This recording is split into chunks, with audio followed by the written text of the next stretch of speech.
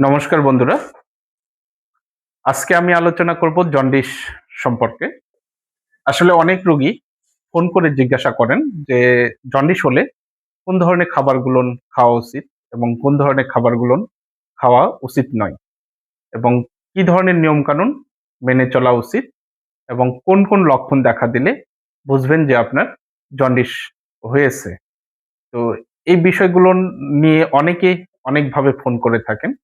তাই আমি সিদ্ধান্ত নিলাম যে একটি ভিডিওর মাধ্যমে আসলে সবাইকে জানানো উচিত যে জন্ডিস হলে আসলে কোন কোন ধরনের খাবারগুলো খাওয়া উচিত এবং কোন কোন ধরনের খাবারগুলো পরিহার করা উচিত এবং কোন ধরনের নিয়মগুলো মেনে চলা উচিত আর কোন কোন লক্ষণ দেখা দিলে বুঝবেন যে আপনি জন্ডিসের মতো সমস্যায় ভুগছেন।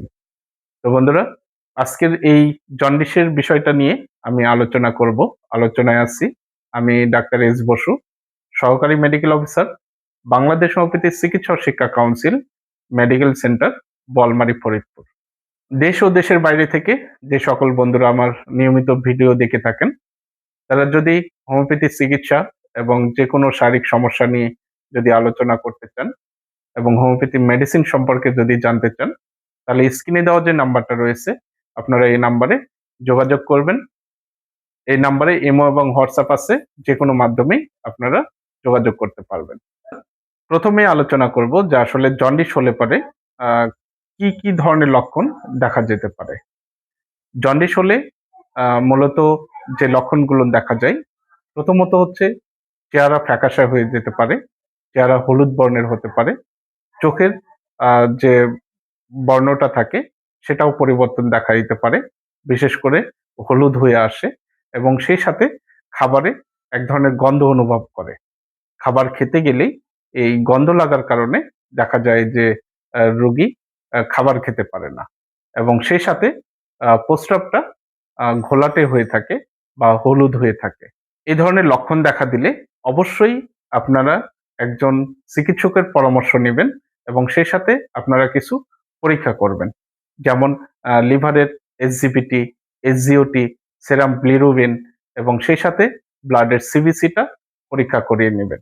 যাতে আপনি জানতে পারেন যে আসলে আপনার জন্ডিসটা আ কি পরিমাণে এবং সেই সাথে আপনার লিভারের কোনো প্রবলেম আছে কিনা। এর সাথে আপনারা আরো একটা আল্ট্রাসোনোগ্রাফি করে নিতে পারেন, যাতে লিভারের সাইজটা বা লিভারের আ বড় ধরনের কোনো দুর্বলতা দেখা দিয়েছে কিনা সেই বিষয়টাও আপনারা সুন্দরভাবে অবগত হতে পারবেন। তো বন্ধুরা, এই লিভারের সমস্যা দেখা দিলে বা জন্ডিস হলে পারে আসলে মূলত লিভারের উপরে অনেক বেশি চাপ পড়ে। তাই জন্ডিস হলে লিভারের উপরে আরো বেশি চাপ পড়বে, এই ধরনের খাবারগুলো পরিহার করতে হবে। আর এমন ধরনের খাবার খেতে হবে যাতে লিভারকে আরো দ্রুত সুস্থ হতে সাহায্য করে। যেমন আপনি জন্ডিস হলে পরে আপনি কি করতে পারেন? আপনি জাউ ভাত খেতে পারেন, সাগু খেতে পারেন, সুজি খেতে পারেন এবং সেই সাথে পাতলা আটার রুটি খেতে পারেন। বিশেষ করে গমের, সরাসরি গমের রুটিটা আপনি খেতে পারেন। এতে করে কি হবে? আপনার লিভারের উপরে চাপটা কমবে। শরীরটা যে দুর্বল হয়ে যায়, এই দুর্বলতাটা কমাতে সাহায্য করবে।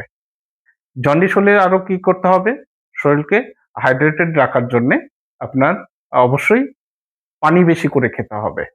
আপনি সেই সাথে ডাবের পানি খেতে পারেন, লেবুর শরবত খেতে পারেন এবং গ্লুকোজের পানি খেতে পারেন। তাহলে দেখবেন যে এই শরীরকে হাইড্রেটেড রাখার জন্যে সাহায্য করবে। এছাড়াও আপনারা ফল খেতে পারেন। বিশেষ করে তরমুজ, পেঁপে, কমলা, মাল্টা এই ধরনের ফলগুলো আপনারা খেতে পারেন। এর সাথে আরো কিছু যেমন খাবার খেতে পারেন, যেমন সবজির স্যুপ। বিশেষ করে দেখা যাবে যে জালি কুমড়ো, পেঁপে, লাউ, পটল, গাজর এই ধরনের সবজিগুলো আপনারা সিদ্ধ করে সামান্য লবণ দিয়ে সিদ্ধ করে আপনারা খেতে পারেন। জন্ডিস হলে লিভার দুর্বল থাকে। তাই অতিরিক্ত প্রোটিনযুক্ত খাবারগুলো হজম করতে পারে না। তাই হালকা প্রোটিনযুক্ত যেমন মুরগির মাংস খেতে পারেন এবং সেই সাথে আ ছোট মাছগুলো ঝোল করে রান্না করে খেতে পারেন। জন্ডিসের মতো সমস্যা দেখা দিলে অবশ্যই আ ভাজা পোড়া, পরোটা ঘি বা অতিরিক্ত তৈলাক্ত চর্বিযুক্ত খাবার এবং মশলাযুক্ত খাবারগুলো পরিহার করতে হবে। অ্যালকোহলযুক্ত যে কোনো পানীয় বর্জন করতে হবে। বিশেষ করে কোল্ড ড্রিংকস বা সফট ড্রিংকস এগুলো টোটালি এভয়েড করতে হবে। কাঁচা সালাদ বা ফলমূল ভালোভাবে না ধুয়ে খাওয়া যাবে না, কারণ এতে প্রচুর পরিমাণে ব্যাকটেরিয়া থাকে যা লিভারের উপরে অনেক চাপ সৃষ্টি করে, যার কারণে ফল বা সালাদ খাওয়ার জন্য যে সবজিগুলো ব্যবহার করে থাকেন বা ফল ব্যবহার করে থাকেন, এগুলো অবশ্যই ভালোভাবে ধুয়ে পরিষ্কার করে নিতে হবে। জন্ডিসের রোগীকে কোনোভাবে বাইরের পানি খেতে দেওয়া যাবে না এবং প্যাকেটজাত জুসগুলোও কখনো খেতে দিবেন না। পানিটাকে অবশ্যই ফুটিয়ে বা ফিল্টারিং করে খেতে দিবেন। জন্ডিস হলে অবশ্যই পর্যাপ্ত বিশ্রাম করতে হবে। বিশেষ করে ঘুমের বিষয়টা অবশ্যই মাথায় রাখতে হবে।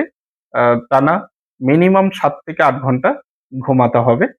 দূরের যে জার্নি আছে সেগুলো অবশ্যই করা যাবে না এবং সেই সাথে দেখা যাচ্ছে যে অতিরিক্ত রাত্রি জাগরণ এবং অতিরিক্ত পরিশ্রম এবং সেই সাথে অতিরিক্ত গরম বা অতিরিক্ত রোদ্রে এই এই সমস্ত আবহাওয়াতে যাওয়া যাবে না।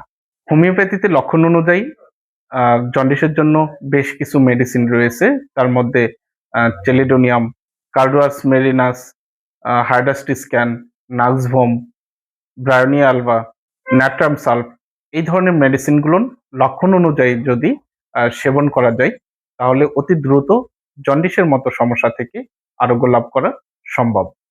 তাই জন্ডিসের মতো সমস্যা দেখা দিলে অবশ্যই একজন অভিজ্ঞ হোমিওপ্যাথি চিকিৎসকের পরামর্শ অনুযায়ী আপনারা চিকিৎসা সেবা গ্রহণ করবেন।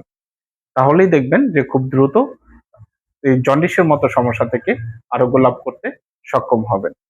তো বন্ধুরা, হোমিওপ্যাথি একটি বিজ্ঞানসম্মত ও লক্ষণভিত্তিক চিকিৎসা পদ্ধতি। তাই এখানে যে কোনো জটিল ও কঠিন রোগের চিকিৎসা সম্ভব। তাই শিশু, নারী ও পুরুষের যে কোনো ধরনের জটিল ও কঠিন রোগ দেখা দিলে অবশ্যই একজন অভিজ্ঞ হোমিওপ্যাথি চিকিৎসকের পরামর্শ অনুযায়ী আপনারা চিকিৎসা সেবা গ্রহণ করবেন। আপনারা যদি আমার সাথে আলোচনা করতে চান বা সরাসরি আমার চেম্বারে আসতে চান তাহলে স্ক্রিনে দেওয়া যে নাম্বার আছে এই নাম্বারে আপনারা যোগাযোগ করবেন এবং আমার চেম্বারের ঠিকানাটা জেনে আপনারা আসতে পারবেন। আপনারা হোমিওপ্যাথি চিকিৎসা এবং মেডিসিন বিষয়ে যে কোনো আলোচনা পেতে অবশ্যই আমার চ্যানেলটা সাবস্ক্রাইব করে রাখবেন এবং আপনাদের যদি কোনো মন্তব্য থাকে কমেন্ট বক্সে লিখে যাবেন। আজকের মতো এ পর্যন্তই। সবাই ভালো থাকুন, সুস্থ থাকুন। ধন্যবাদ।